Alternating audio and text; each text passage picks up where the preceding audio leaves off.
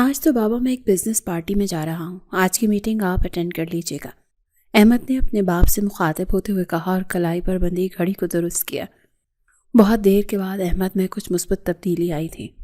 وہ احمد جو ایک وقت میں بالکل ٹوٹ چکا تھا، آج دوبارہ سے خود کو زندگی کی طرف لایا تھا، لیکن وہ نہیں جانتا تھا کہ اس کی زندگی کی سب سے بڑی اور حیران کن حقیقت آج اس کے سامنے آنے والی تھی۔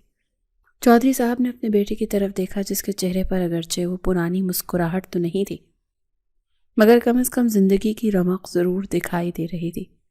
انہوں نے شفقت سے احمد کے کاندھے پر ہاتھ رکھا اور کہا، مجھے خوشی ہے احمد کہ تم نے خود کو سنبھالنے کی کوشش کی ہے۔ زندگی کبھی نہیں رکتی بیٹا، ہمیں اس کے ساتھ چلنا پڑتا ہے۔ احمد نے تلخی سے مسکراتے ہوئے سر ہلایا۔ وہ جانتا تھا کہ وہ جی نہیں رہا بلکہ محض سانسوں کا بوجھ اٹھا رہا ہے۔ اس نے سیاہ کوٹ پہنا اور عطر لگایا۔ یہ وہی عطر تھا جو ہانیہ کو بہت پسند تھا۔ ایک لمحے کے لیے اس کا ہاتھ ہوا میں معلق رہ گیا۔ ماضی کے دریچے واہ ہوئے تو یادوں کا ایک طوفان امڈ آیا۔ 4 سال گزر چکے تھے مگر زخم آج بھی اتنا ہی تازہ تھا جیسے یہ کل کی بات ہو۔ میں چلتا ہوں بابا۔ اس نے خود کو یادوں کے بھنور سے نکالا اور تیز قدموں سے چلتا ہوا باہر پورچ میں کھڑی اپنی گاڑی کی طرف بڑھ گیا۔ ڈرائیونگ سیٹ سنبھالتے ہی اس نے گاڑی کو گیئر لگایا اور سڑک پر دوڑا دیا۔ رات کا اندھیرا گہرا ہو چکا تھا اور شہر کی روشنیاں اس کے اندر کے اندھیرے کا منہ چڑھا رہی تھی۔ وہ اپنے دوست فرحات کے ہاں بزنس پارٹی میں جا رہا تھا۔ ایک لمحے کو ساری سوچیں اس کے ذہن میں تھی۔ وہ محبت جسے اس نے ٹوٹ کر چاہا تھا، یوں اللہ تعالیٰ نے اس سے چھین لی تھی، جس کے بارے میں کبھی اس نے سوچا بھی نہیں تھا۔ ایک لمحے کو گاڑی کو بریک لگاتے ہوئے اس نے اپنے سر کو جھٹکا، کیونکہ بڑی مشکل سے وہ اس ٹراما سے نکلا تھا۔ لیکن آج بھی وہ سوچیں اس کا پیچھا کرتی تھی۔ ہانیہ صرف اس کی کزن نہیں تھی بلکہ اس کی منکوہا تھی اور اس کی روح کا حصہ تھی۔ اسے یاد تھا وہ منحوس دن جب ہانیہ اپنے والدین کے ساتھ فیملی ٹور پر گئی تھی۔ ہنستے مسکراتے چہرے رخصت ہوئے تھے، لیکن واپسی پر صرف خبر آئی تھی گاڑی کا بریک فیل ہوا یا ڈرائیور کی غلطی تھی، کوئی نہیں جانتا تھا۔ گاڑی پہاڑوں سے نیچے کھائی میں جا گری۔ ریسکیو والوں کو صرف گاڑی کا ملبہ ملا تھا، نہ ہانیہ کی لاش ملی نہ اس کے ماں باپ کی۔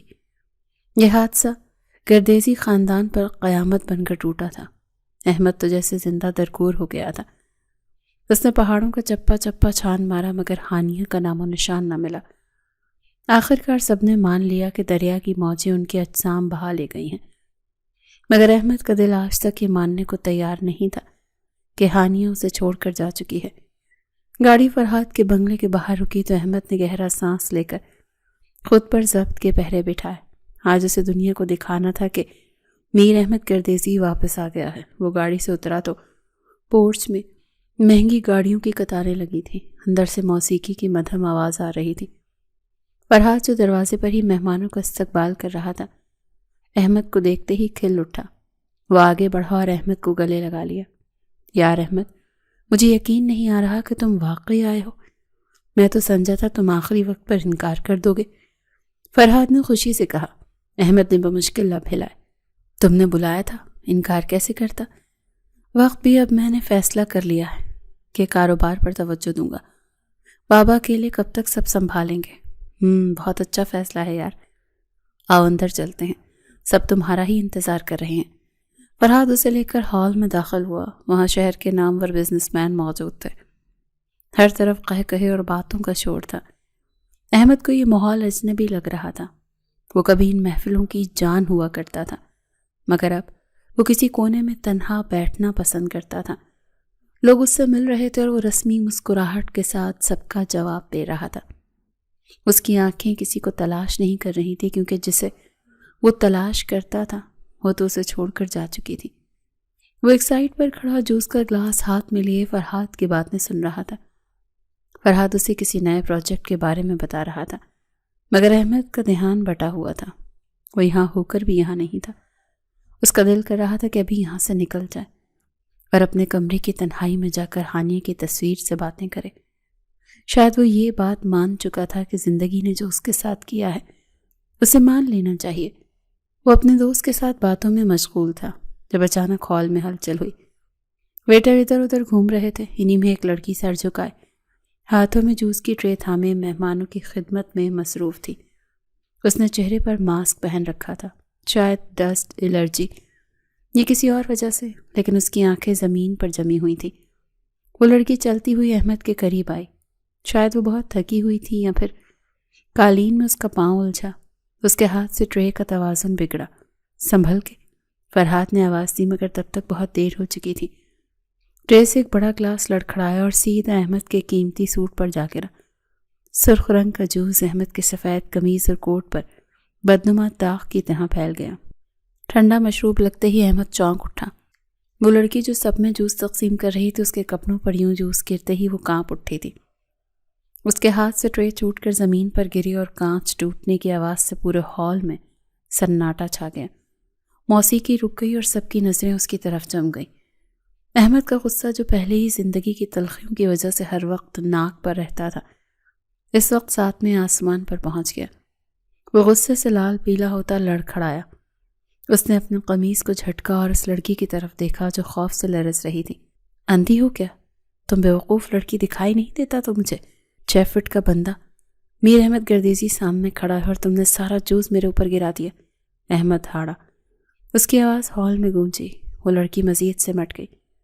معاف کر دیجئے صاحب، غلطی ہو گئی، مجھے پتہ نہیں چلا۔ لڑکی کی آواز کپ کپا رہی تھی۔ اس نے جھک کر کانچ سمیٹنے کی کوشش کی، لیکن احمد نے غصے سے اس کا ہاتھ کو ٹھوکر ماری۔ رہنے دو اسے۔ تمہاری ہمت کیسے ہوئی اتنی لاپرواہی کرنے کی؟ تمہیں پتہ ہے یہ سوٹ کتنی قیمت کا ہے؟ تمہاری پوری زندگی کی کمائی بھی اس کی قیمت ادا نہیں کر سکتی۔ احمد کا پارا ہائی تھا۔ فرحات نے آگے بڑھ کر احمد کو ٹھنڈا کرنے کی کوشش کی۔ احمد چھوڑو یار، غریب ہے، غلطی ہو گئی اس سے، تم واش روم جا کر صاف کر لو۔ نہیں فرحات، یہ ان لوگوں کی عادت ہو گئی ہے، کام چور اور لاپرواہ لوگ، انہیں تمیز سکھانی پڑتی ہے۔ احمد نے اپنے دوست کے سامنے اس لڑکی کو ڈانٹنا شروع کر دیا۔ وہ لڑکی مسلسل معافیاں مانگ رہی تھی اور اس کا سر جھکا ہوا تھا۔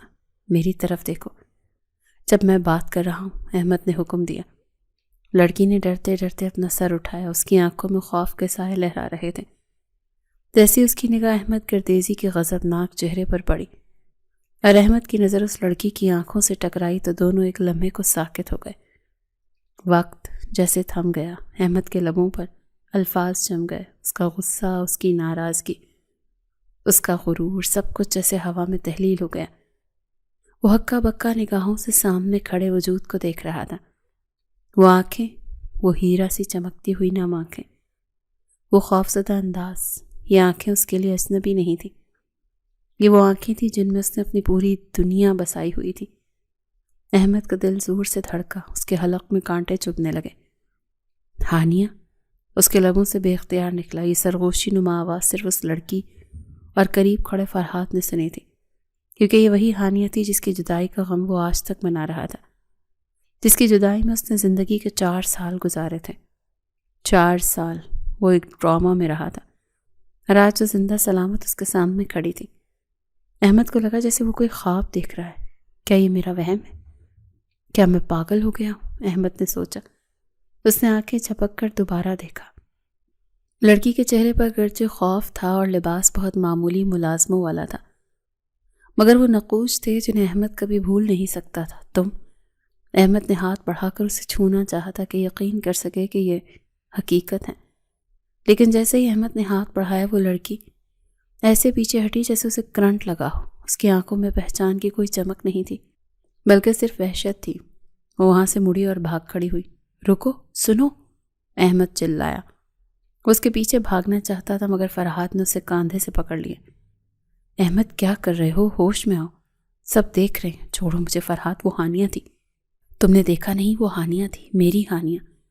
احمد دیوانہ وار اس کی طرف دیکھ رہا تھا جدھر وہ لڑکی ہجوم میں غائب ہوئی تھی۔ اس کے دوست نے اسے کاندھے پر ہاتھ رکھتے ہوئے خیالوں سے باہر نکالا اور کہا، سوری یار، وہ بیچاری غریب ملازمہ ہے، تم پلیز غصہ مت کرو۔ میں جانتا ہوں تمہارا سوٹ خراب ہوا ہے، لیکن اتنا ری ایکٹ مت کرو۔ فرحات اسے سمجھا رہا تھا کہ شاید احمد ابھی تک جوس گرنے پر غصے میں ہے۔ وہ نہیں جانتا تھا کہ احمد پر تو قیامت ٹوٹ پڑی ہے۔ تم سمجھے نہیں فرحات، وہ لڑکی، وہ ہانیہ ہے، وہ زندہ ہے، وہ مری نہیں ہے۔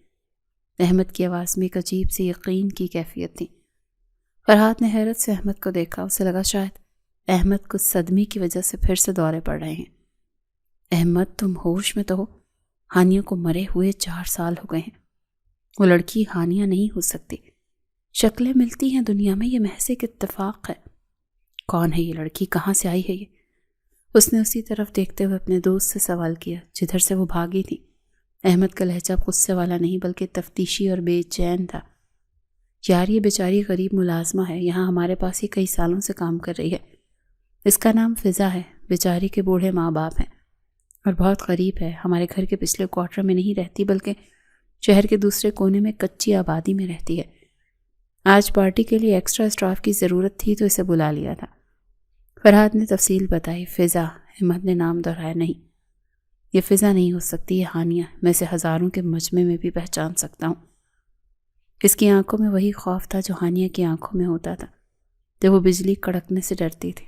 مجھے اس سے ملنا ہے، ابھی اور اسی وقت۔ لیکن میر احمد کو ذرا یقین نہیں آ رہا تھا۔ وہ ایک نظر میں اسے دیکھتے ہی پہچان گیا تھا کہ یہ کوئی اور نہیں، اس کی وہی ہانیہ ہے جسے اس نے اپنی زندگی بنایا تھا۔ یہ اس شہر کے سب سے امیر بزنس مین کی اکلوتی بیٹی اور اس کی بچپن کی منقوہ، اس کی چچا زاد ہانیہ تھی۔ وہ کیسے اتنے غریب لباس میں ہو سکتی ہے؟ اور یہ فضا نام کا کیا ڈرامہ ہے؟ احمد کا دماغ تیزی سے کام کر رہا تھا۔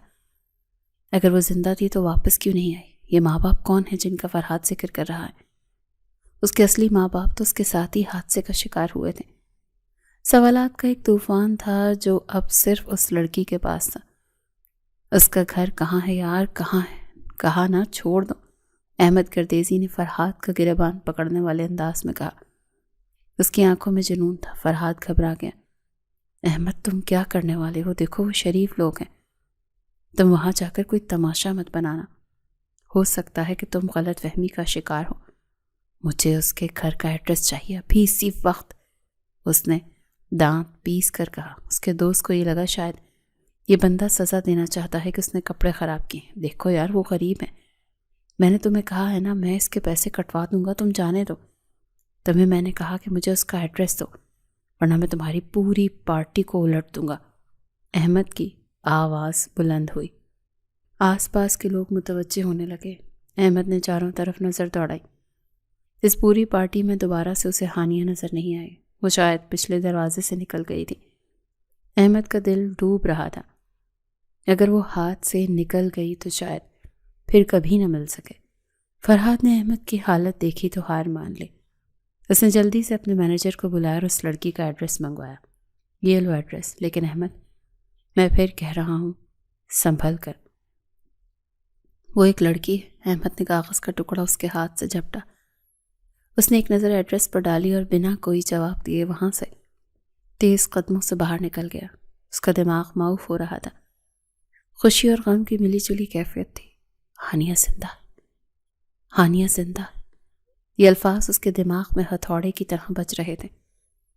اس نے گاڑی سٹارٹ کی اور پوری سپیڈ میں اس پتے کی طرف روانہ ہو گیا جو کاغذ پر لکھا تھا۔ وہ جاننا چاہتا تھا کہ اگر وہ زندہ ہے تو ان 4 سالوں میں وہ کہاں تھی۔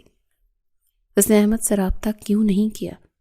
کیا وہ اپنی یادداشت کھو چکی ہے یا پھر یہ کوئی بہت بڑی سازش ہے؟ گاڑی سڑکوں پر ہوا سے باتیں کر رہی تھی۔ احمد کی آنکھوں کے سامنے بار بار وہ منظر آ رہا تھا جب وہ لڑکی جوس گرنے کے بعد ڈر کر اسے دیکھ رہی تھی۔ میں آ رہا ہوں ہانیہ، اگر تم مجھ سے چھپنا چاہتی ہو تو یہ تمہاری بھول ہے، میں تمہیں دنیا کے آخری کونے سے بھی ڈھونڈ نکالوں گا۔ احمد نے اسٹیئرنگ وہیل پر ہاتھ مارا۔ آج کی رات بہت بھاری تھی اور بہت سے رازوں سے پردہ اٹھنے والا تھا۔ وہ نہیں جانتا تھا کہ منزل پر پہنچ کر اسے کیا دیکھنے کو ملے گا، لیکن اب وہ ہر حال میں سچ جاننا چاہتا تھا۔ احمد کی گاڑی شہر کے پوش علاقے سے نکل کر تنگ اور تاریک گلیوں میں داخل ہو چکی تھی۔ کچی سڑکوں پر گاڑی کے ٹائروں کی رگڑ ایک عجیب وحشت پیدا کر رہی تھی۔ وہ بار بار اس کاغذ کے ٹکڑے کو دیکھ رہا تھا جس پر وہ پتہ درج تھا، جو اس کی زندگی کی کھوئی ہوئی ڈور کا سرا تھا۔ اس کا دل اتنی زوروں سے دھڑک رہا تھا کہ اسے اپنی پسلیوں میں درد محسوس ہو رہا تھا۔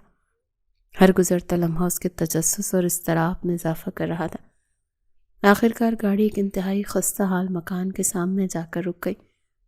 یہ ایک چھوٹا سا گھر تھا جس کی دیواروں کا پلستر جھڑ چکا تھا اور لکڑی کا پرانا دروازہ اپنی زبوں حالی کی داستان سنا رہا تھا۔ احمد نے گاڑی بند کی اور باہر نکلا۔ اس کے قیمتی جوتے اس کچی مٹی میں عجیب لگ رہے تھے، مگر اسے کسی چیز کی پرواہ نہیں تھی۔ اس کی نظریں صرف اس دروازے پر جمی ہوئی تھیں۔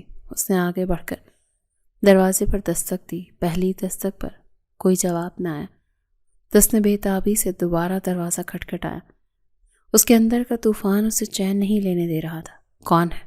اندر سے ایک دھیمی مگر جانی پہچانی آواز آئی۔ احمد کا دم گھٹنے لگا۔ یہ وہی آواز تھی، وہی کھنک جس کے لیے اس کے کان ترس گئے۔ دروازہ کھولو، احمد نے بمشکل کہا۔ اس کی آواز میں کپکپاہٹ تھی۔ کنڈی کھلنے کی آواز آئی اور لکڑی کا دروازہ چڑچڑاہٹ کے ساتھ کھلا۔ سامنے وہی لڑکی کھڑی تھی جس نے کچھ دیر پہلے پارٹی میں اس پر جوس گرایا تھا۔ ہانیہ نے جیسے ہی سامنے کھڑے شخص کو دیکھا تو اس کے چہرے کا رنگ فک ہو گیا۔ وہ احمد کو یہاں اپنے دروازے پر دیکھ کر پتھر کی ہو گئی۔ تم؟ ہانیہ کے لبوں سے نکلا اور فوراً دروازہ بند کرنے لگی۔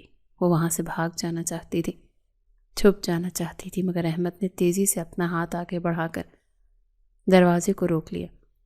بھاگنے کی کوشش مت کرنا ہانیہ، اب بہت ہو چکا۔ احمد نے دروازے کو دھکا دے کر پورا کھول دیا۔ ہانیہ پیچھے کی طرف لڑکھڑائی۔ اس کی آنکھوں میں خوف کے سائے لہرا رہے تھے۔ آپ غلط جگہ آ گئے ہیں صاحب، میرا نام ہانیہ نہیں ہے، جائیے یہاں سے ورنہ میں شور مچا دوں گی، ہانیہ نے لرزتی ہوئی آواز میں کہا اور اپنی نظریں چرا لی۔ وہ احمد کی آنکھوں میں دیکھنے کی ہمت ہی نہیں کر پا رہی تھی۔ احمد نے ایک قدم آگے بڑھایا اور ہانیہ کا بازو تھام لیا۔ اس کی گرفت اتنی سخت تھی کہ ہانیہ کرا اٹھی۔ تم مجھ سے جھوٹ بول رہی ہو ہانیہ، کیا تمہیں لگتا ہے کہ میں تمہیں پہچان نہیں پاؤں گا؟ 4 سال گزارے ہیں میں نے تمہاری یاد میں اندھا نہیں ہوں ہانیہ۔ یہ آنکھیں، یہ چہرہ، یہ آواز، سب کچھ میری ہانیہ کا ہے۔ تم مجھے دھوکہ نہیں دے سکتی۔ احمد کی آواز میں درد اور غصہ دونوں شامل تھے۔ وہ اسے جھنجھوڑ رہا تھا۔ چھوڑیں مجھے، آپ کو غلط فہمی ہوئی ہے۔ میں فضا ہوں، میں غریب لڑکی ہوں، میرا آپ جیسے امیر لوگوں سے کوئی واسطہ نہیں۔ خدا کے لیے تماشا مت بنائیں، ہانیہ نے روتے ہوئے کہا اور اپنا بازو چھڑانے کی کوشش کی۔ فضا، کیسا نام رکھ لیا تم نے اپنا؟ تم ہانیہ ہو، میری ہانیہ، میری منقوہ، اور میں آج تمہیں لے کر ہی جاؤں گا۔ احمد کی دیوانگی عروج پر تھے۔ اسے یقین نہیں آ رہا تھا کہ یہ لڑکی اس کے سامنے کھڑی ہو کر اپنی شناخت سے انکار کر رہی ہے جسے اس نے ٹوٹ کر چاہا تھا۔ اچانک گھر کے اندر سے ایک بزرگ اور ایک بوڑھی خاتون باہر نکلا۔ شاید شور سن کر وہ جاگ گئے تھے۔ کون ہو تم؟ اور چھوڑو میری بیٹی کا ہاتھ، بوڑھے شخص نے غصے سے کہا اور تیزی سے آگے بڑھ کر احمد کا ہاتھ ہانیہ کے بازو سے ہٹانے کی کوشش کی۔ ان کی آواز میں ایک باپ کا درد اور غصہ تھا۔ احمد نے بزرگ کا احترام کرتے ہوئے ہانیہ کا ہاتھ چھوڑ دیا۔ وہ پیچھے ہٹا اور ہانیہ فوراً سے بھاگ کر اس بزرگ کے پیچھے چھپ گئی۔ وہ بری طرح سے کانپ رہی تھی۔ ابا جی، اسے کہیں یہاں سے چلا جائے، مجھے اس سے کوئی بات نہیں کرنی، یہ مجھے زبردستی اپنے ساتھ لے جانا چاہتا ہے، ہانیہ نے سسکتے ہوئے اپنی مصنوعی باپ سے کہا۔ احمد کو اس کے اس انداز پر شدید حیرت ہوئی۔ وہ لڑکی جو اس کے بغیر سانس بھی نہیں لیتی تھی، آج اسے اجنبی بنا کر پیش کر رہی تھی۔ بیٹا، تم شکل سے تو کسی شریف گھرانے کے لگتے ہو، مگر تمہاری حرکتیں یہ نہیں بتا رہی۔ ہم غریب لوگ ہیں، ہماری عزت ہے، ہمارا سب کچھ ہے، کیوں میری بچی کو تنگ کر رہے ہو؟ بزرگ نے احمد کی طرف دیکھتے ہوئے کہا۔ ان کی آنکھوں میں سوال تھا۔ بابا جی، میں کسی کی عزت اچھالنے نہیں آیا، میں اپنا حق لینے آیا ہوں۔ یہ لڑکی جسے آپ اپنی بیٹی کہہ رہی ہیں میری بیوی ہے، میری کزن ہانیہ۔ یہ 4 سال پہلے گم ہو گئی تھی اور ہم اسے مردہ سمجھ بیٹھے تھے۔ احمد نے انتہائی سنجیدگی اور درد بھرے لہجے میں کہا۔ اس کی بات سن کر بزرگ اور ان کی بیوی دونوں حیران رہ گئے۔ کیا کہہ رہے ہو بیٹا؟ تمہارا دماغ تو ٹھیک ہے؟ یہ ہماری بیٹی ہے فضا، اس کی تو ابھی شادی بھی نہیں ہوئی، تم کیسی باتیں کر رہے ہو؟ بزرگ نے نفی میں سر ہلایا۔ آپ اچھی طرح سے جانتے ہیں بابا جی کہ یہ آپ کی بیٹی نہیں ہے۔ ذرا غور سے دیکھیں، کیا اس کے نقوش آپ سے ملتے ہیں؟ کیا یہ اس ماحول کی لگتی ہے؟ یہ جھوٹ بول رہی ہے اور شاید کسی مجبوری کی وجہ سے آپ بھی اس کا ساتھ دے رہے ہیں، احمد نے دلیل دی۔ بزرگ ایک لمحے کے لیے خاموش ہو گئے۔ انہوں نے مڑ کر اپنی بیوی کی طرف دیکھا۔ اور پھر ہانیہ کی طرف جو سر جھکائے کھڑی تھی۔ آؤ بیٹا تم یہاں بیٹھو، بزرگ نے صحن میں پڑی 2 ٹوٹی ہوئی کرسیوں کی طرف اشارہ کیا۔ احمد خاموشی سے جا کر بیٹھ گیا۔ بزرگ نے ہانیہ کو اندر جانے کا اشارہ کیا اور خود احمد کے سامنے دوسری کرسی پر بیٹھ گئے۔ اب بتاؤ بیٹا تم کون ہو اور تمہیں کیوں لگتا ہے کہ فضا تمہاری بیوی ہے؟ بزرگ نے نرمی سے پوچھا۔ انہیں احمد کے لہجے کی سچائی نے متاثر کیا تھا۔ میرا نام میر احمد گردیزی ہے اور میں اس شہر کا بزنس مین ہوں۔ 4 سال پہلے یہ لڑکی اپنے والدین کے ساتھ سفر پر گئی تھی۔ ان کی گاڑی کھائی میں گر گئی تھی، لاشیں نہیں ملی تھیں۔ ہم سمجھے سب ختم ہو گیا، مگر آج اسے دیکھ کر مجھے یقین ہو گیا کہ یہ بچ گئی ہے۔ اب آپ سچ بتائیں بابا جی، آپ کو یہ کہاں سے ملی تھی؟ احمد نے سوالیہ نظروں سے بزرگ کو دیکھا تو بزرگ نے گہرا سانس لیا اور اپنی سفید داڑھی پر ہاتھ پھیرا کہ آنکھوں میں ماضی کی پرچھائیاں اتر آئیں۔ تم سچ کہتے ہو بیٹا، یہ ہماری سگی اولاد نہیں، ہم بے اولاد تھے اور اللہ سے ہمیشہ اولاد کی دعا مانگتے تھے۔ ایک دن ہم میاں بیوی اپنے گاؤں سے لوٹ رہے تھے کہ راستے میں دریا کے کنارے جھاڑیوں میں ہمیں یہ لڑکی انتہائی زخمی حالت میں ملی تھی۔ بزرگ کی بات سن کر احمد کا دل اچھل کر حلق میں آ گیا۔ اس کا شک یقین میں بدل چکا تھا۔ پھر کیا ہوا بابا جی؟ احمد نے بے تابی سے پوچھا۔ اس کے سر پر گہری چوٹ تھی، یہ بے ہوش تھی۔ ہم اسے اٹھا کر قریبی ہسپتال لے گئے۔ ڈاکٹرز نے کہا کہ اس کی یادداشت جا چکی ہے۔ جب اسے ہوش آیا تو اسے کچھ بھی یاد نہیں تھا کہ وہ کون ہے، کہاں سے آئی ہے۔ اس کے پاس کوئی شناختی دستاویز بھی نہیں تھی۔ ہم نے بہت کوشش کی کہ اس کے وارثوں کو پتہ چلائیں، مگر کچھ معلوم نہ ہو سکا۔ پھر ہم اسے اپنے گھر لے آئے۔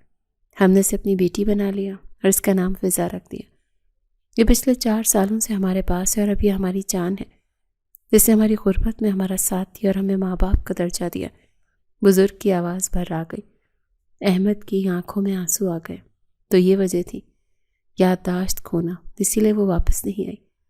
بابا جی اللہ آپ کو اس نیکی کا اجر دے، آپ نے میری امانت کی حفاظت کی، مگر اب میں اسے لینے آیا ہوں۔ وہ میری ہانیہ ہے، میری محبت، میں اس کے بغیر ادھورا ہوں۔ پلیز مجھے ایک بار اس سے ملنے دیں۔ میں اس کا شوہر ہوں اور وہ میرا نکاح ہے، آپ ہمیں جدا نہیں کر سکتے۔ احمد نے التجا کی۔ اس کے لہجے میں ایسی تڑپ تھی کہ پتھر بھی پگھل جائے۔ بزرگ نے کچھ دیر سوچا۔ وہ احمد کے چہرے پر لکھی ہوئی سچائی پڑھ سکتے تھے۔ دیکھو بیٹا، اگر تو وہ واقعی تمہاری بیوی ہے تو ہم تمہیں روکنے والے کون ہوتے ہیں، مگر وہ اس وقت بہت ڈری ہوئی ہے۔ اس کی یادداشت ابھی تک پوری طرح واپس نہیں آئی۔ اگر تم اسے زبردستی لے گئے تو وہ شاید برداشت نہ کر سکے، لیکن تم کہتے ہو تو میں اسے بلاتا ہوں، تم خود ہی اس سے بات کر لو، بزرگ نے فیصلہ کن انداز میں کہا اور اپنی بیوی کو اشارہ کیا کہ ہانیہ کو بلائیں۔ احمد کا دل تیزی سے دھڑک رہا تھا۔ کچھ ہی دیر میں ہانیہ دوبارہ صحن میں آئی۔ وہ اب بھی ڈری ہوئی لگ رہی تھی اور اس نے اپنا دوپٹہ اچھی طرح اوڑھ رکھا تھا۔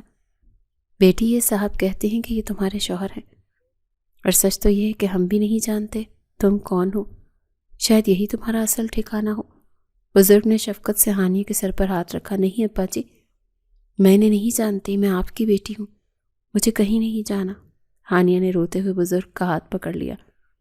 احمد یہ منظر دیکھ کر تڑپ اٹھا۔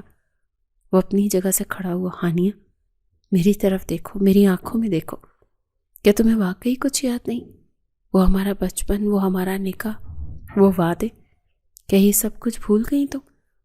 گاڑی کا ایک ایکسیڈنٹ یاد کرو ہانیہ، پہاڑوں سے گرنا یاد کرو۔ احمد آہستہ آہستہ اس کی طرف آ رہا تھا۔ ہانیہ نے اپنے کانوں پر ہاتھ رکھ لیے۔ مت بولیں، یہ سب مجھے کچھ نہیں سننا، میرے سر میں درد ہو رہا ہے۔ نہیں، تمہیں سننا پڑے گا، کیونکہ یہ سچ ہے۔ تمہارے ماں باپ اس حادثے میں مارے گئے، صرف تم بچی ہو اور میں تمہیں لینے آیا ہوں۔ میں تمہارا احمد ہوں۔ احمد اب بالکل اس کے قریب کھڑا تھا۔ بزرگ نے خاموشی سے وہاں سے اٹھ کر اندر جانے کا فیصلہ کیا تاکہ یہ دونوں کھل کر بات کر سکیں۔ ذہن میں اب صرف احمد اور ہانیہ رہ گئے۔ ہانیہ نے نظریں اٹھا کر احمد کو دیکھا۔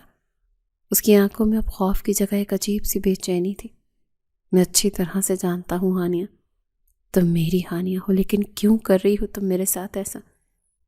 کیا تمہیں اپنے گھر کا ایڈریس نہیں معلوم تھا؟ کیوں نہیں تم واپس آئیں؟ احمد نے اس کا ہاتھ تھام لیا۔ ہانیہ کا ہاتھ برف کی طرح ٹھنڈا تھا۔ اس بار اس نے ہاتھ نہیں چھڑایا۔ ہانیہ اس لمحے اس کی طرف موڑی تھی۔ اس کی آنکھوں میں آنسو تیر رہے تھے۔ دیکھو احمد، چلے جاؤ یہاں سے، میں ہانیہ ہی ہوں. میں نے زندگی میں بہت کچھ کھویا ہے، اب میں کچھ اور نہیں کھونا چاہتی. تم میرے ماضی کا حصہ ہو اور وہ ماضی بہت تکلیف دہ ہے. ہانیہ نے آخر کار اعتراف کر ہی لیا. احمد کو لگا جیسے اس کی سانسیں بحال ہو گئی ہوں. تمہیں سب یاد ہے؟ تم ڈرامہ کر رہی تھی؟ احمد نے حیرت سے پوچھا. ہاں مجھے یاد ہے، سب کچھ یاد ہے، لیکن میں واپس نہیں آ سکتی. ہانیہ نے روتے ہوئے کہا. کیوں ہانیہ؟ آخر کیوں؟ کیا مجھ پر اعتبار نہیں تھا؟ کیا میری محبت پر یقین نہیں تھا؟ احمد نے اس کا بازو پکڑ کر اسے خود کے قریب کیا. اس کی آنکھوں میں ہزاروں شکوے تھے. میں تمہیں نہیں بتا سکتی، تم بس چلے جاؤ، میں تمہارے ساتھ رہنا ہی نہیں چاہتی. ہمارے درمیان ایک نکاح کا رشتہ ہے، وہ آج ختم کر جاؤ. ہانیہ نے رخ موڑ کر بے رحمی سے کہا. احمد کو لگا جیسے کسی نے اس کے دل پر خنجر چلا دیا ہو. نکاح کا نہیں، محبت کرتا ہوں میں تم سے، اور تم بھی نہیں کرتی. میں تم سے محبت میں یہ نہیں مانتا، تم ایسے نہیں بدل سکتی. جانتا ہوں ماں باپ کی موت نے تمہیں توڑ دیا ہوگا، مگر میں تو زندہ تھا نا، میں تمہارا سہارا بنتا. احمد کی آواز رند گئی. میرے ماموں اور بابا مر چکے، مار دیا اس نے میرے ماما بابا کو. کس نے مارا ہانیہ؟ پلیز مجھے بتا. وہ کون ہے جس کی وجہ سے تم مجھ سے دور ہو؟ ہانیہ پھوٹ پھوٹ کر رو پڑی. اس کے اندر کا لاوا پھٹنے کو تیار تھا. تم نہیں سمجھو گے احمد، وہ طاقتور لوگ ہیں، وہ تمہیں بھی مار دیں گے. میں تمہیں نہیں کھونا چاہتی تھی، اسی لیے میں نے اپنی پہچان چھپائی. میں نے خود کو مردہ ظاہر کیا. کون ہیں وہ لوگ؟ مجھے نام بتاؤ. میں وعدہ کرتا ہوں کہ جب تک میں زندہ ہوں تمہیں کوئی نقصان نہیں پہنچا سکتا. نام بتاؤ ہانیہ. احمد نے اسے شانوں سے پکڑ کر سیدھا کیا. اس کی آنکھوں میں انتقام کی آگ بھڑک اٹھی تھی. ہانیہ نے کپ کپاتے ہونٹوں کے ساتھ وہ نام لیا جو احمد کے وہم و گمان میں بھی نہیں تھا. فریحہ. ہانیہ نے بمشکل کہا. تو میں چھوڑوں گا نہیں، میں فریحہ. احمد گردیزی ہکا بکا رہ گیا. فریحہ اس کی تائزاد کزن تھی، جو کہ ان دونوں کے باپ کے سوتیلے بھائی کی بیٹی تھی. وہ ہمیشہ سے گھر میں موجود تھی، ہنستی مسکراتی، سب سے گھلی ملی ہوئی. احمد کو یقین نہیں آ رہا تھا کہ وہ سانپ ان کی آستین میں ہی چھپا ہوا تھا. فریحہ احمد گردیزی سے شادی کرنا چاہتی تھی، لیکن احمد ہانیہ کو پسند کرتا تھا، اور یہ بات سب جانتے تھے. مگر فریحہ اس حد تک گر سکتی ہے یہ کوئی نہیں جانتا تھا. اس نے ہانیہ کو کئی دفعہ دھمکی دی. یہ ہانیہ نے احمد کو بتا دیا، لیکن احمد نے اسے کبھی سنجیدہ نہیں لیا. سچ میں اس نے اس کے ماں باپ کی گاڑی کا ایکسیڈنٹ کروا دیا تھا کہ ہانیہ نہ رہے. اس میں اس کا تایا بھی شامل تھا. تایا ہانیہ کے باپ کی جائیداد پر قبضہ کرنا چاہتا تھا تاکہ ہانیہ بھی نہ رہے اور اس کے ماں باپ بھی، اور جائیداد اس کے باپ کے پاس آ جائے اور احمد گردیزی فریحہ کے پاس. ہانیہ ایک سانس میں سب کچھ بول گئی تھی. وہ سالوں کا بوجھ اپنے سینے سے اتار رہی تھی. وہ لوگ آج بھی میرے پیچھے ہیں. اگر انہیں پتہ چل گیا کہ میں زندہ ہوں تو وہ مجھے مار دیں گے، اور تمہیں بھی. ہانیہ خوف زدہ ہو گئی. احمد کا خون کھول اٹھا تھا. اس کے ہاتھ مٹھیاں بند کر بھیج گئے. اب وہ کچھ نہیں کر سکیں گے. بہت کھیل لیا انہوں نے خون کا کھیل. اب حساب دینے کا وقت آ گیا. چلو میرے ساتھ. احمد نے فیصلہ کن انداز میں ہانیہ کا ہاتھ پکڑا اور اسے کھینچتے ہوئے گاڑی کی طرف لے جانے لگا. نہیں احمد، میں نہیں جاؤں گی. وہ لوگ خطرناک ہیں. ہانیہ نے مزاحمت کی. میں کہہ رہا ہوں نا چلو. آج کے بعد تم ان گلیوں میں نہیں رہو گی. تمہارا گھر وہ ہے جہاں میں ہوں. رہی بات فریحہ اور تایا جان کی تو ان کا بندوبست میں کروں گا. اب میر احمد گردیزی جاگ چکا ہے. احمد رکا نہیں، لیکن ہانیہ جانے کے لیے تیار نہیں تھی. وہ مڑ کر گھر کی طرف دیکھنے لگی. یہ ماں باپ جنہوں نے مجھے اس وقت سہارا دیا جب میں بالکل بے سہارا تھی، میں نے چھوڑ کر نہیں جاؤں گی. انہوں نے میری جان بچائی ہے احمد. میں اتنی خود غرض نہیں ہو سکتی. ہانیہ رو رہی تھی. احمد نے اس کی بات سنی تو اس کا دل بسیج گیا. اس نے ایک نظر اس ٹوٹے ہوئے گھر پر ڈالی، پھر ہانیہ پر. تم ٹھیک کہتی ہو. احسان کا بدلہ احسان ہے. یہ اب اکیلے نہیں رہیں گے، یہ بھی ہمارے ساتھ جائیں گے. آج سے یہ بھی میرا خاندان ہے. احمد نے آگے بڑھ کر بزرگ کو آواز دی. وہ دونوں میاں بیوی دروازے پر کھڑے سب سن رہے تھے. ان کی آنکھوں میں بھی آنسو تھے. احمد نے انہیں بھی اپنے ساتھ لے لیا اور گاڑی میں بٹھایا. ہانیہ اب مطمئن تھی کہ ان کے محسن اس کے ساتھ ہیں. احمد نے گاڑی سٹارٹ کی اور اپنے گھر کی طرف روانہ ہوا۔ رات کا آخری پہر تھا اور صبح ہونے والی تھی، بالکل اسی طرح جیسے احمد اور ہانیہ کی زندگی کی تاریک رات ختم ہو کر اب ایک روشن صبح کا آغاز ہونے والا تھا۔ لیکن اس صبح سے پہلے ایک بہت بڑا طوفان ان کا منتظر تھا، جہاں اسے اپنوں کے روپ میں چھپے دشمنوں کا سامنا کرنا تھا۔ صبح کی پہلی کرن پھوٹتے ہی احمد کی گاڑی حویلی کے بڑے آہنی دروازے سے اندر داخل ہوئی۔ چوکیدار نے گیٹ کھولتے ہی حیرت سے گاڑی میں بیٹھے اجنبی چہروں کو دیکھا، مگر احمد کا سخت چہرہ دیکھ کر اسے کچھ پوچھنے کی ہمت نہ ہوئی۔ گاڑی پورچ میں آ کر رکی تو احمد نے ایک لمبا سانس لیا اور ساتھ بیٹھی ہانیہ کی طرف دیکھا، جو اپنے ہاتھوں کو شدت سے مسل رہی تھی۔ اس کے چہرے پر خوف اور بے یقینی کے بادل منڈلا رہے تھے کہ حویلی کے مکین اسے کس طرح قبول کریں گے، خاص طور پر جب وہ 4 سال سے غائب تھی۔ تمہیں ڈرنے کی ضرورت نہیں ہانیہ، یہ تمہارا گھر ہے اور اب یہاں کوئی تمہیں تکلیف نہیں دے سکتا، میں تمہارے ساتھ ہوں۔ احمد نے اس کا ہاتھ تھپ تھپاتے ہوئے انتہائی نرم لہجے میں اسے تسلی دی۔ ہانیہ نے اس بات میں سر ہلایا اور پیچھے بیٹھتے اپنے منہ بولے والدین کی طرف دیکھا، جو اس عالیشان حویلی کو دیکھ کر سہمے ہوئے تھے۔ آئیے بابا جی، آپ کو ڈرنے کی ضرورت نہیں ہے، آپ ہمارے محسن ہیں۔ احمد نے گاڑی سے اتر کر بزرگ کا دروازہ کھولا اور انتہائی عاجزی سے انہیں باہر آنے کو کہا۔ جیسے ہی وہ سب پورچ سے نکل کر لاؤنج کے بڑے دروازے کی طرف بڑھے، اندر کا ماحول یکسر بدل گیا۔ لاؤنج میں احمد کے والد چودھری صاحب اور والدہ بیگم زرینہ پریشانی کے عالم میں ٹہل رہے تھے، کیونکہ احمد رات بھر گھر نہیں آیا تھا اور اس کا فون بھی بند جا رہا تھا۔ دروازہ کھلنے کی آواز پر ان دونوں نے چونک کر دیکھا۔ سامنے کھڑے احمد کو دیکھ کر بیگم زرینہ کی تو جان میں جان آئی اور وہ تیزی سے آگے بڑھی۔ احمد تم کہاں تھے بیٹا؟ ساری رات ہم کتنے پریشان رہے ہیں اور فون بھی بند تھا تمہارا، بیگم زرینہ نے شکوہ کرتے ہوئے کہا۔ لیکن اچانک ان کی نظر احمد کے پیچھے چھپی ہوئی لڑکی پر پڑی جو سر جھکائے کھڑی تھی۔ ایک لمحے کے لیے بیگم زرینہ کے قدم وہیں جم سے گئے، ان کا دل زور سے دھڑکا۔ وہ شکل، وہ قد کاٹ، وہ انداز، سب کچھ اتنا جانا پہچانا تھا کہ ان کی سانسیں رکنے لگیں۔ امی ذرا دیکھیں تو کون واپس آیا ہے، احمد نے ہانیہ کو سامنے کرتے ہوئے کہا تو اس کی آواز میں خوشی اور درد کا ایک عجیب سا امتزاج تھا۔ ہانیہ نے دھیرے سے اپنا چہرہ اٹھایا، اس کی آنکھیں آنسوں سے لبریز تھیں۔ چچی جان، ہانیہ کے لبوں سے نکلا یہ جملہ بیگم زرینہ کے دل پر جا کر لگا۔ ہانیہ میری بچی، کیا یہ تم ہو؟ بیگم زرینہ کی آواز لرز اٹھی، انہیں اپنی آنکھوں پر یقین نہیں آ رہا تھا۔ چودھری صاحب بھی اپنی جگہ سے اٹھ کھڑے ہوئے اور ہکا بکا ہو کر سامنے دیکھنے لگے۔ ہاں چچی جان، میں ہانیہ ہوں، میں زندہ ہوں۔ ہانیہ پھوٹ پھوٹ کر رو پڑی اور دوڑ کر اپنی چچی کے گلے لگ گئی۔ بیگم زرینہ نے اسے بھینچ لیا اور اس کی آنکھوں سے آنسوں کی جھڑی لگ گئی۔ لاؤنج میں ہچکیوں اور سسکیوں کی آوازیں گونجنے لگی۔ یا اللہ تیرا شکر ہے، یہ کوئی خواب تو نہیں ہے، میری ہانیہ واپس آ گئی۔ بیگم زرینہ بار بار اس کا ماتھا چوم رہی تھی۔ چودھری صاحب نے بھی آگے بڑھ کر کانپتے ہاتھوں سے ہانیہ کے سر پر ہاتھ رکھا۔ بیٹا ہم تو تمہیں مردہ سمجھ بیٹھے تھے، یہ معجزہ کیسے ہوا؟ تم کہاں تھیں اتنے سال؟ چودھری صاحب کی آواز بھر آ گئی۔ احمد نے آگے بڑھ کر اپنے باپ کو سہارا دیا۔ بابا یہ ایک لمبی کہانی ہے، لیکن فی الحال آپ ان سے ملیں۔ یہ وہ فرشتہ صرف انسان ہیں جنہوں نے ہماری ہانیوں کو اس وقت پناہ دی جب اس کا کوئی نہیں تھا۔ احمد نے بزرگ جوڑے کی طرف اشارہ کیا۔ چودھری صاحب اور بیگم زرینہ نے انتہائی احسان مندی سے ان غریب میاں بیوی کو دیکھا اور ان کے ہاتھ تھام لیے۔ آپ لوگوں کا یہ احسان ہم زندگی بھر نہیں اتار سکتے، آپ نے ہماری بیٹی کی جان بچائی ہے، چودھری صاحب نے بزرگ کو گلے لگاتے ہوئے کہا تو بزرگ نے عاجزی سے سر جھکا دیا۔ چودھری صاحب یہ تو اللہ کی امانت تھی، ہم نے بس اس کی حفاظت کی ہے، یہ بچی بہت نیک ہے۔ گھر کا ماحول جذباتی تھا، ہر آنکھ پرنم تھی، لیکن حویلی کے بالائی حصے میں کوئی اور بھی تھا جس پر یہ منظر بجلی بن کر گرا تھا۔ فریحہ جو صبح کی چائے پینے کے لیے نیچے آ رہی تھی، سیڑھیوں کے درمیان میں ہی رک گئی۔ اس نے نیچے لاؤنج میں کھڑی ہانیہ کو دیکھا تو اس کے پیروں تلے سے زمین ہی نکل گئی۔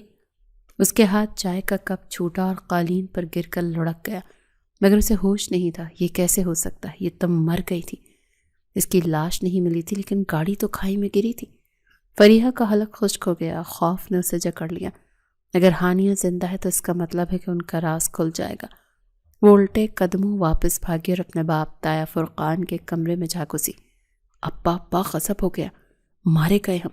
فریحہ ہانپ رہی تھی۔ طاہر فرقان جو اخبار پڑھ رہے تھے بیٹی کی حالت دیکھ کر گھبرا گئے۔ کیا ہوا فریحہ؟ کیوں چیخ رہی ہو صبح صبح؟ ابا وہ زندہ ہے، ہانیہ زندہ ہے، وہ نیچے احمد کے ساتھ کھڑی ہے، فریحہ نے لرزتی آواز میں خبر سنائی۔ طاہر فرقان کے ہاتھ سے اخبار گر گیا، ان کا چہرہ زرد پڑ گیا۔ کیا بکواس کر رہی ہو تم؟ ہانیہ 4 سال پہلے مر چکی ہے، ہم نے خود گاڑی کی بریک فیل کروائے تھے، یہ ناممکن ہے، میں نے اپنی آنکھوں سے دیکھا ہے، ابا وہ نیچے کھڑی اور احمد اسے لے کر آیا۔ اس کا مطلب احمد سب جان چکا ہے، ابا وہ ہمیں نہیں چھوڑے گا، پولیس آئے گی، ہمیں جیل ہو جائے گی۔ فریحہ خوف سے پاگل ہو رہی تھی۔ طاہر فرقان فوراً کھڑے ہوئے اور کمرے میں چکر کاٹنے لگے۔ اگر احمد اسے لے کر آیا تو یقیناً ہانیہ نے اسے سب بتا دیا ہوگا، ہمیں یہاں سے نکلنا ہوگا فریحہ، فوراً اسی وقت، اس سے پہلے کہ احمد کوئی کارروائی کرے ہمیں ملک ہی چھوڑنا ہوگا۔ طاہر فرقان نے الماری کی طرف دوڑ لگائی اور تیزی سے کیش اور زیورات ایک بیگ میں بھرنے لگے۔ فریحہ بھی اپنے کمرے کی طرف بھاگی تاکہ اپنا پاسپورٹ اور ضروری سامان اٹھا سکے۔ خوف ان کے اعصاب پر سوار تھا، انہیں ہر آہٹ پر پولیس کے قدموں کی چاپ سنائی دے رہی تھی۔ نیچے لاؤنج میں احمد کی نظریں سیڑھیوں کی طرف ہی تھیں، وہ جانتا تھا کہ سانپ بل سے باہر ضرور نکلیں گے۔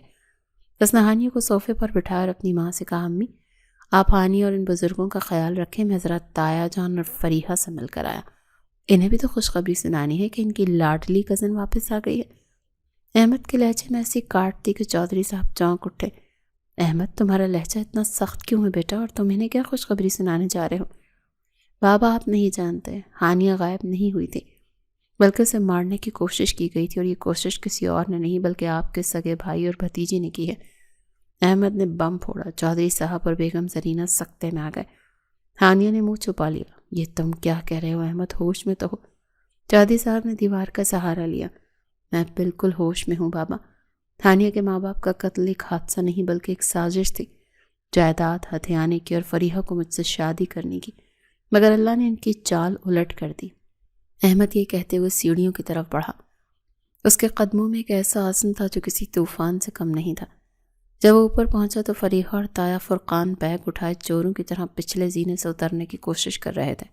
ارے اتنی جلدی کہاں جانے کی تیاری ہے طاہر جان؟ ابھی تو مہمان آئے ہیں، ان سے ملے بغیر ہی جا رہے ہیں؟ احمد کی گرجدار آواز نے انہیں وہیں روک دیا۔ فریحہ اور طاہر فرقان کے چہروں پر ہوائیاں اڑنے لگیں۔ وہ پلٹے تو سامنے احمد دیوار بن کر کھڑا تھا۔ وہ بیٹا ہم ذرا ضروری کام سے جا رہے تھے، بعد میں مل لیں گے۔ طاہر فرقان نے لڑکھڑاتی زبان سے بہانہ بنایا۔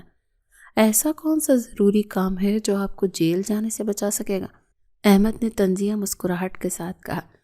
فریحہ نے احمد کے قدموں میں گرنے کی کوشش کی۔ احمد مجھے معاف کر دو، یہ سب ابا کا پلان تھا، میں نے کچھ نہیں کیا، میں تو مجبور تھی۔ فریحہ نے سارا ملبہ اپنے باپ پر ڈال دیا۔ طاہر فرقان حیرت سے اپنی بیٹی کو دیکھنے لگے۔ جھوٹ بکتی ہے یہ خود چاہتی تھی کہ ہانیہ راستے سے ہٹ جائے تاکہ تم سے شادی کر سکے۔ باپ بیٹی ایک دوسرے پر الزامات لگا رہے تھے اور احمد نفرت سے انہیں دیکھ رہا تھا۔ بس کرو، مجھے تمہاری صفائی نہیں چاہیے، میرے پاس سارے ثبوت موجود ہیں۔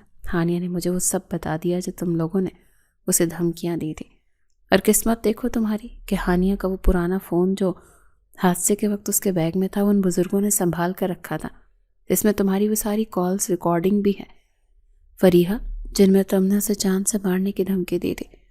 احمد نے جیب سے ایک میموری کارڈ نکال کر لہرایا۔ یہ جھوٹ تھا یا سچ، مگر اس نے فریحہ کے رہے سہے ہوش اڑا دیے تھے۔ دراصل احمد نے ہانیہ کی زبانی گواہی اور بزرگوں کے بیان کو بنیاد بنایا تھا، مگر اس وقت انہیں توڑنے کے لیے یہ کافی تھا۔ دیکھو احمد، ہم گھر کی بات گھر میں ختم کر لیتے ہیں، جائیداد لے لو ساری، مگر ہمیں جانے دو، پولیس کو مت بلانا، ہماری عزت کا سوال ہے۔ طاہر فرقان گڑ گڑانے لگے۔ عزت؟ احمد نے حقارت سے ہنستے ہوئے کہا، عزت کا خیال آپ کو اس وقت آنا چاہیے تھا جب آپ اپنے سگے بھائی کی گاڑی کی بریک فیل کروا رہے تھے، جب آپ ایک معصوم لڑکی کی جان کے پیچھے پڑے تھے۔ آپ نے میری زندگی کے 4 سال برباد کیے، میری ہانیہ کو در بدر کی ٹھوکریں کھانے پر مجبور کیا، اور اب آپ عزت کی بھیک مانگ رہے ہیں۔ اس دوران باہر پولیس سائرن کی آوازیں گونجنے لگیں۔ فریحہ کے ہاتھ سے بیگ گر گیا۔ نہیں احمد، پلیز نہیں، میں جیل نہیں جا سکتی، فریحہ چیخنے لگی۔ یہ فیصلہ تو اب قانون کرے گا فریحہ، میں نے انسپکٹر کو تمام ثبوت فراہم کر دیے ہیں۔ اغوا، اقدام قتل اور جائیداد میں غبن کے کیسز تمہارا انتظار کر رہے ہیں۔ پولیس والے تیزی سے سیڑھیاں چڑھ کر اوپر آئے۔ इंस्पेक्टर ने आगे बढ़कर ताया फुरकान को हथकड़ी लगाई। चौधरी फुरकान और फरीहा बीबी, आप दोनों गिरफ्तार हैं। हमारे पास आपके खिलाफ ठोस सबूत और ऐनी शाहिद मौजूद हैं। जब पुलिस उन्हें घसीटते हुए नीचे लेकर जा रही थी तो लाउंज में मौजूद सब लोग ये तमाशा देख रहे थे। चौधरी साहब ने नफरत से मुंह फेर लिया। उन्हें दुख था कि उनका अपना खून इतना सफ़ेद हो गया था। फरीहा ने जाते जाते हानिया को देखा जो अब अहमद की पनाह में खड़ी थी। हानिया की आंखों में इंतकाम नहीं बल्कि एक गहरा दुख था। फरीहा और ताया फुरकान को पुलिस की गाड़ी में बिठा दिया गया। हवेली का माहौल एकदम साफ हो गया, जैसे परसों की गंदगी धुल गई हो। अहमद ने दरवाज़ा बंद किया और वापस पलटा। उसके चेहरे पर थकन थी मगर सुकून भी था। उसने आकर हानिया के सामने घुटने टेक दी। मुझे माफ़ कर दो हानिया, मेरे होते हुए तुम्हें इतनी तकलीफ़ उठानी पड़ी। मैं अपने ही घर के दुश्मनों को पहचान नहीं सका। अहमद की आवाज़ रिंधी हुई थी। हानिया ने आगे बढ़कर उसके कंधे पर हाथ रखा। इसमें तुम्हारी कोई गलती नहीं है अहमद, ये तकदीर का लिखा था जो हमें भुगतना था, लेकिन अल्लाह ने हमें फिर से मिला दिया। यही सबसे बड़ी हकीकत है। अहमद ने हानिया का हाथ थाम कर चूम लिया। बुजुर्ग जोड़े ने मुस्कुरा कर दुआएं दी और बेगम जरीना ने सदका उतारा।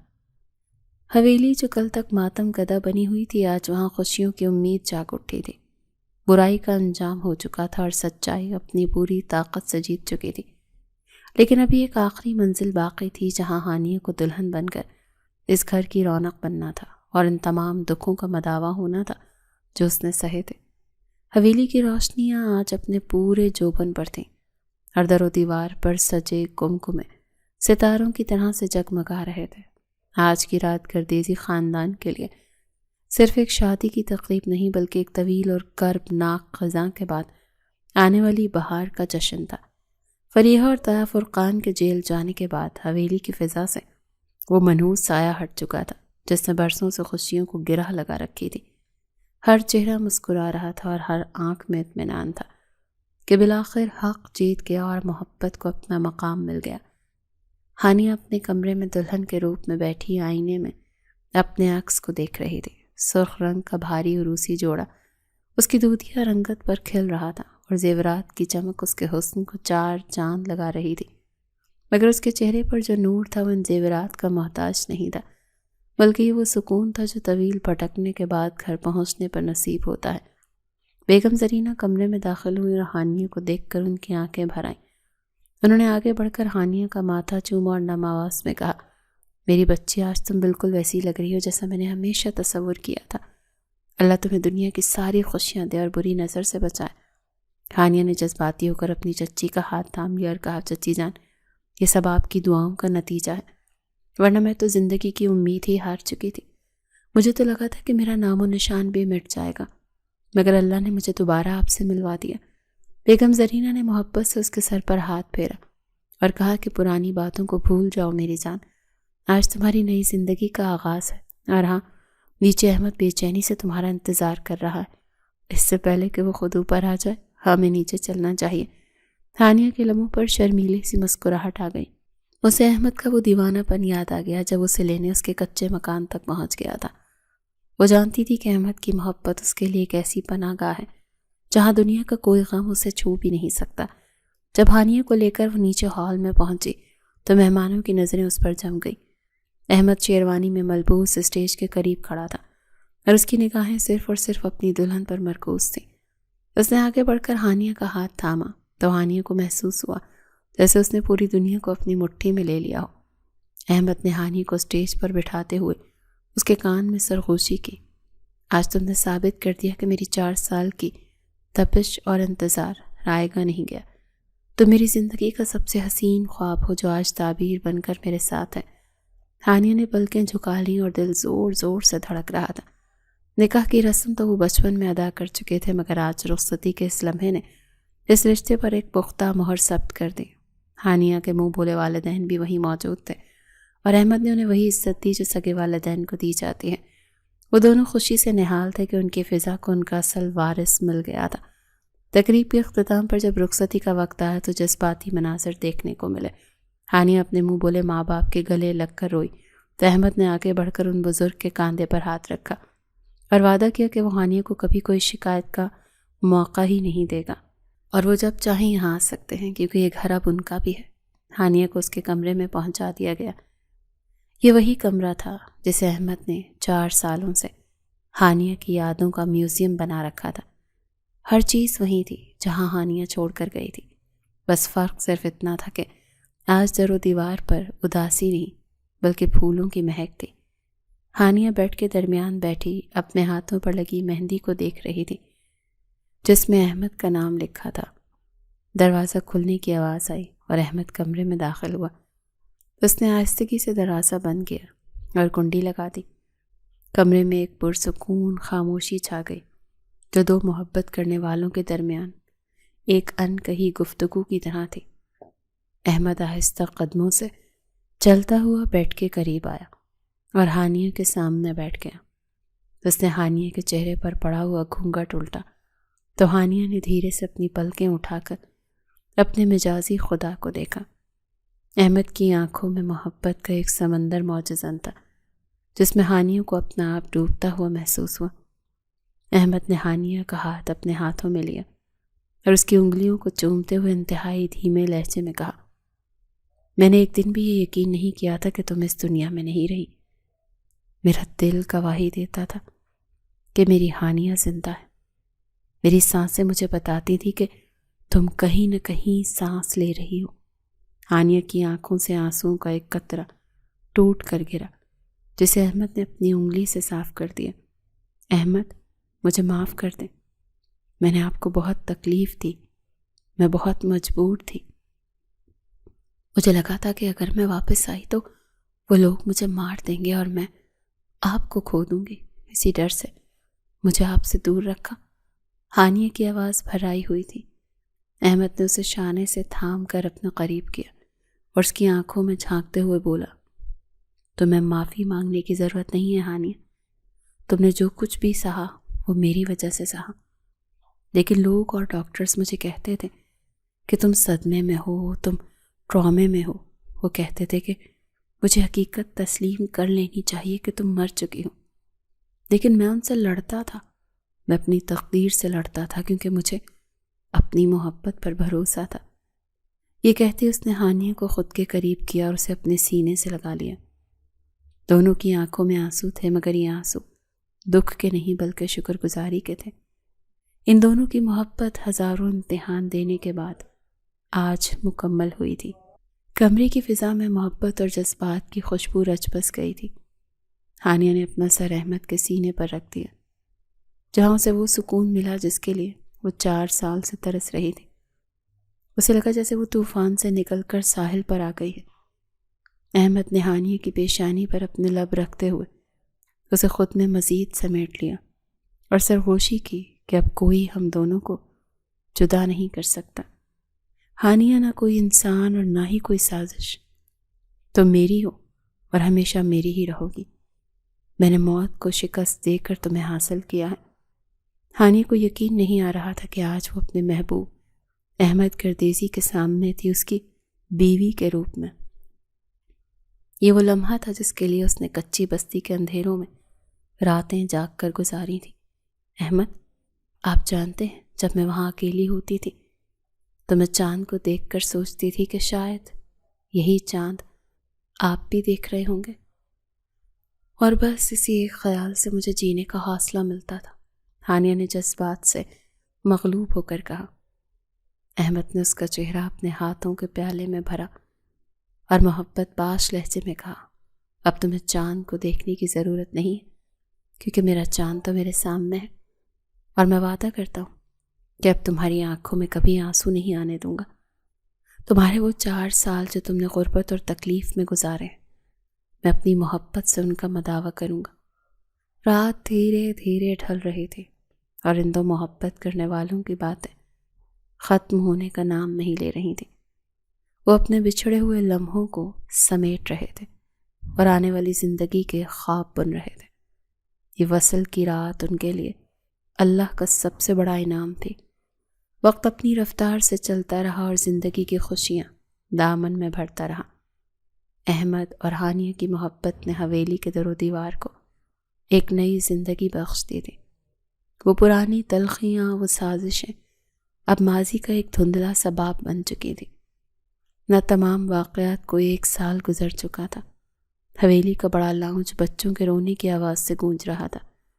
احمد پریشانی کے عالم میں ادھر سے ادھر ٹہل رہا تھا، جبکہ بیگم زرینہ اور چودھری صاحب کے چہروں پر مسکراہٹ تھی۔